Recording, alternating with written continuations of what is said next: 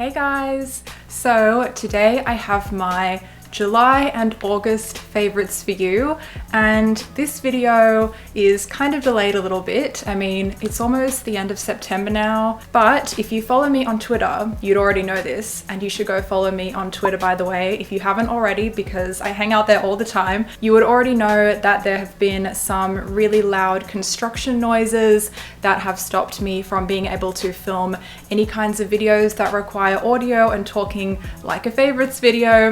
But yes, here I am sitting down today, finally filming it in peace and quiet. Same as with all my favorites videos, the categories include beauty, fashion, lifestyle, then TV shows and movies at the end. So let's go ahead and get into them. So let's kick things off with my beauty favorites. First, I have my Milani Baked Blush in the shade Dolce Pink. I have already mentioned this blush in my most recent USA haul and also in my recent Get Ready With Me video, both of which will be linked above in a card in the corner of the video. This is just so flattering on my skin tone. It's super pigmented, it applies really well, and yes, RIP my e.l.f. blush, the only one I ever seem to use. But no, not RIP, just kind of on hold because there's a new blush in town. So I've really been loving this one lately, and don't worry, little e.l.f. blush, I will come back for you again soon. I get so many questions from you guys about what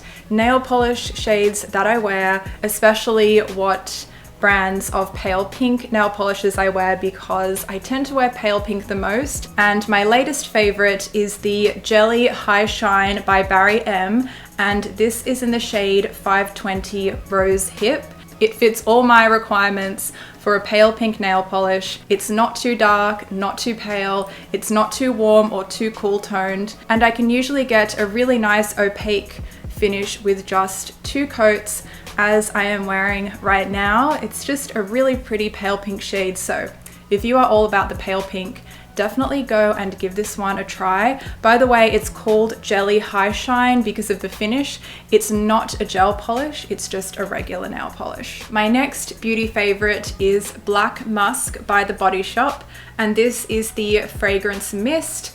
I actually found out about this fragrance because it's supposedly a dupe for a designer fragrance, I think Black Opium. So I was really curious to smell it, and it is so good. I'm really bad at describing scents and stuff, so I'm not going to kind of try and describe it and then totally fail, but it's a really nice, sweet, musky fragrance, and I'm not really a fan of anything that's too musky, but surprisingly, even though this is called Black Musk, I really don't think it's that musky. It's just a really nice scent for winter, and winter has now ended here in Australia. September was like the first month of spring here, so I really did enjoy wearing this during winter, and if it's going into the autumn and winter season in your country, perfect timing. You can definitely check this out. It's also super affordable.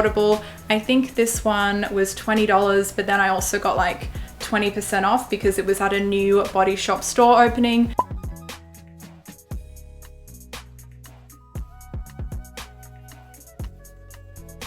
Moving on to fashion favorites. The first one I have are these relatively new sneakers of mine. They are the Basket Heart sneakers. They are by Puma, and yes, that is how we pronounce Puma in Australia. I think it might be the same in the UK as well. It's not that weird, it's just another accent. People around the world have different accents and different pronunciations. They are just these white patent sneakers, and they are totally synthetic, so don't be fooled by the look of them. They have these really cute oversized laces that look like bows when you tie them up, and they also come with a second pair of laces which are like a satin ribbon. But for now, I do have just like the regular type of laces on them. I might switch them out for the satin ones at a later point in time. They just looked kind of delicate, so I was a bit scared to put them on the shoes. I love these because they go with everything, and they are just kind of a very subtle statement sneaker with the unusual laces. But at the same time, they're quite a simple style of sneaker that just goes with everything, so I have been loving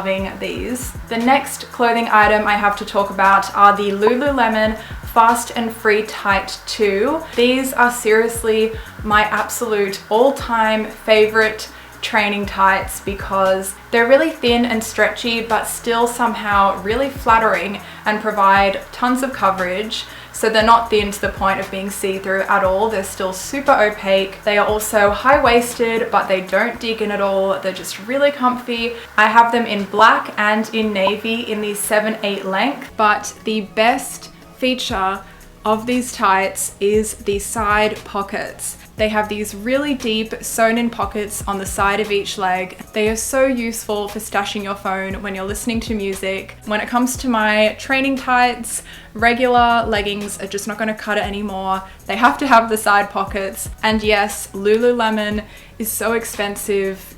It kind of kills me, but they are so high quality and they also wash up really well. They still look super new even though I've washed them a bajillion times. I can't wait for them to release some more colors and patterns here in Australia because I'm going to buy one of each. And my last fashion favorite is just my little tattoo choker with the dangly stars on it. Really nothing that exciting or groundbreaking. I mean, a tattoo choker has got to be one of the most common accessories these days, but I was definitely really into them when they first kind of came back into fashion around 2011, 2012. And then I just sort of got back into them around 2016 and 2017. I'm just a sucker for how easy and comfy they are. Like, you can just pull them over your head and you're done. But this one is still a little bit different because it has tiny stars on it. So I honestly just really like it because it makes me feel like I'm not wearing the same one every day. I can kind of switch it out with my plain one. Now, I don't have that many lifestyle favorites to talk about. I've only got two, but the first one are the new Weiss bars, and Weiss is an Australian ice cream brand. I'm not sure what other countries have it, but for those of you who haven't heard of them or from other countries that don't have them, I will kind of try to describe it for you. It's part sorbet and then part ice cream,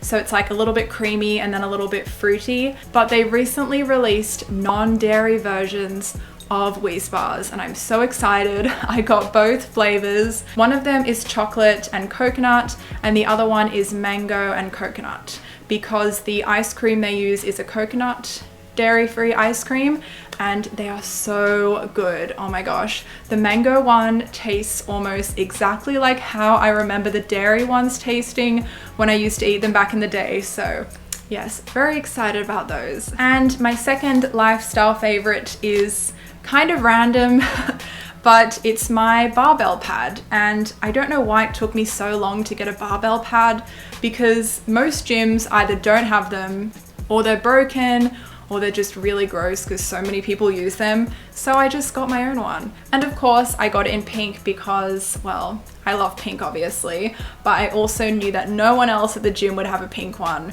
because I feel like not that many people are game enough to like have a pink barbell pad, just to be honest. Basically, these just stop the bar of the barbell from digging into you if it's making contact with your body. So you just kind of pop it around the barbell. As you can see, it has a hole down the middle, and it also came with Velcro straps that kind of go around the two widest points if you want it to be super secure, but I find I can just kind of pop it around and it stays in place on its own. So yes, finally got one of these and it has been insanely useful. Now moving on to TV shows and movies. I only have one TV show favorite and that is Famous in Love, which is kind of like my guilty pleasure show. The way that I found out about this show is because the last time I was in America, which was in May this year, when we were in LA, I saw posters for this TV show everywhere. So I was trying to think of a new TV show to watch while I was at the gym because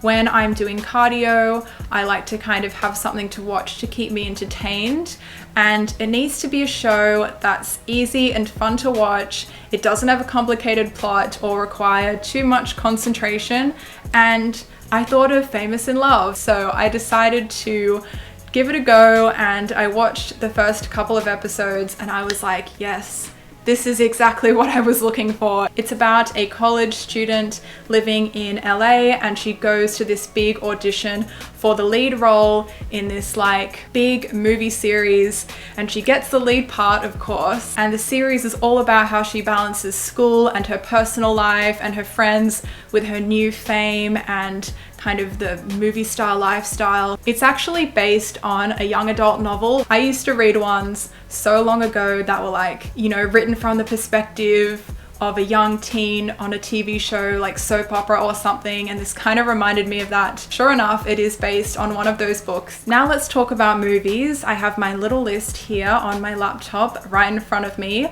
The first one is Cars 3, and honestly, if you haven't seen the Cars movies, you just need to go and watch them. I feel like a lot of people don't watch the Cars movies because they're like, how can a movie about talking cars be good?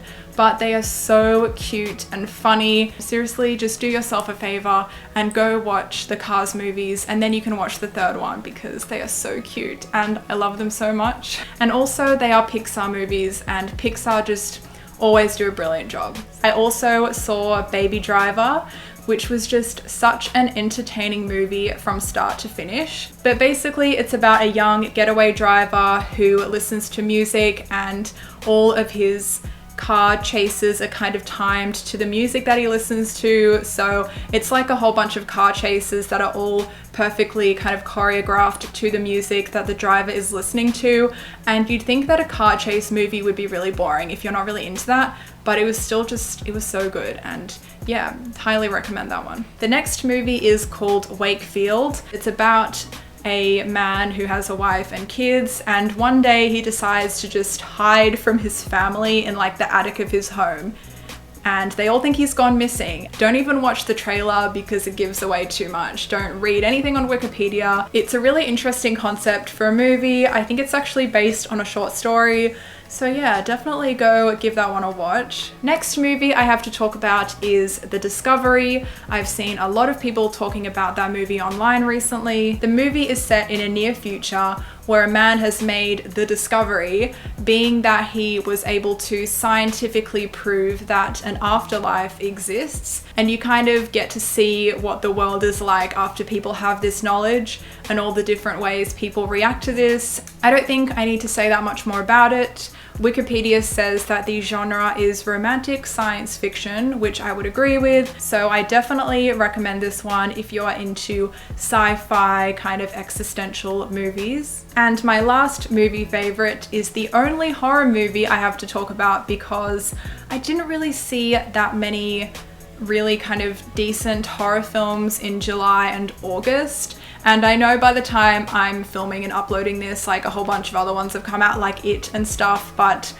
those are gonna have to go into like my next favorites videos. But in terms of July and August, yeah, I really didn't see that many. So the only one I have to talk about is 12 Feet Deep. It's about two sisters who get trapped in a public pool at night, and the pool is closed over holiday weekend, so no one is coming back to let them out. So they have to try and find a way to escape. I don't really need to say that much more about it, but it is definitely a little bit more of a low budget horror film, so don't go into it thinking it's going to be this 5-star amazing thing. But honestly, we really enjoyed it. It's just like a fun horror movie to watch. So that about sums up my July and August favorites for 2017.